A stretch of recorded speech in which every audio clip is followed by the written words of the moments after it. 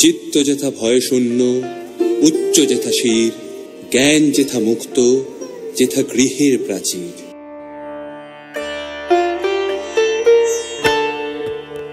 বাঙালির সূর্য রবির জন্মদিবস 25 বৈশাখ শুধু শতবর্ষ নয়, কোটি বর্ষ জুড়ে এককভাবে একটি জাতিগোষ্ঠীর শ্বাস প্রশ্বাসের মতো প্রবাহিত হওয়ার সামর্থ্য রাখে যার সৃষ্টিকর্ম। তবে তার সময়ও হেটার্স ছিলেন, কুতর্ক তাকে নিয়ে কম হয়নি বা হচ্ছে না, কিন্তু তার উচ্চতার কারণেই বারবার ঘৃণা নিক্ষেপকারীদের দিকেই তা ফিরে আসে।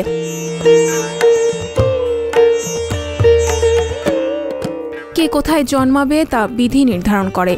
সোনার চামচ মুখে নিয়ে জন্মানো প্রসঙ্গে গল্পগুচ্ছের শেষে পরিশিষ্ট অংশে যে বিষয়ে রবি লিখতে বাধ্য হন 2 কলম। তার প্রশ্ন ছিল, কুড়ির মধ্যে যে কীট জন্মে সে কি ফুলকে ভালো চেনে, না যে বাইরে থেকে ফুল দেখেছে সে। নোবেল জয়, নাইটহুড উপাধি অর্জন বর্জন নিয়েও বিতর্ক চলে। পূর্ববঙ্গে বিশ্ববিদ্যালয় প্রতিষ্ঠার নাকি বিরোধী ছিলেন তিনি। ব্রিটিশ তোষণ, সৃষ্টিকর্মে মুসলমান চরিত্রের স্বল্প উপস্থিতি ও লালনের গান চুরির অভিযোগও তার বিরুদ্ধে।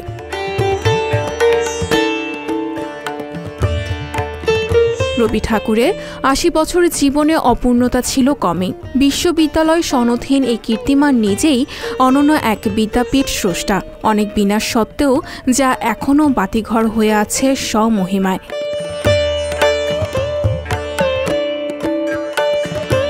পারিবারিক উত্তরসূরি হিসেবে রবীন্দ্রনাথ জমিদারি পেয়েছেন। আমাদের জনপদের কুষ্টিয়া, শিয়ালদা, নওগাঁ পতিশ্বর ও সিরাজগঞ্জের শাহজাদপুরে ছিল যার অবস্থান, কিন্তু তার কোনো কার্যক্রমে জমিদারি বা ধনীসুলভ দাপট প্রকাশ হয় না।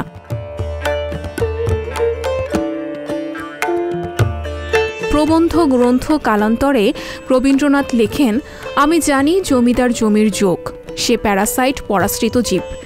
আমরা পরিশ্রম না করে, উপার্জন না করে, কোনো যথার্থ দায়িত্ব গ্রহণ না করে ঐশ্বর্য ভোগের দ্বারা দেহকে অপট ও চিত্তকে অলস করে তুলি।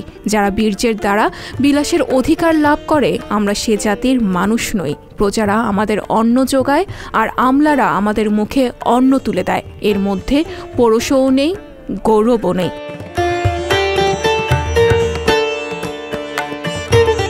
রবীন্দ্রনাথ ঠাকুরের বিরুদ্ধে আরেক মিথ্যা অভিযোগ, তিনি ঢাকা বিশ্ববিদ্যালয়ের প্রতিষ্ঠার বিরোধিতা করেছেন, যদিও এর কোনো দালিলিক প্রমাণ কেউ দেখাতে পারেননি। উল্টো 1926 সালে ঢাকা বিশ্ববিদ্যালয়ে দেওয়া লিখিত বক্তৃতায় রবীন্দ্রনাথ বলেন, ধর্মে ধর্মে বিরোধ হতে পারে না, কারণ ধর্ম হলো মিলনের সেতু আর অধর্ম বিরোধের।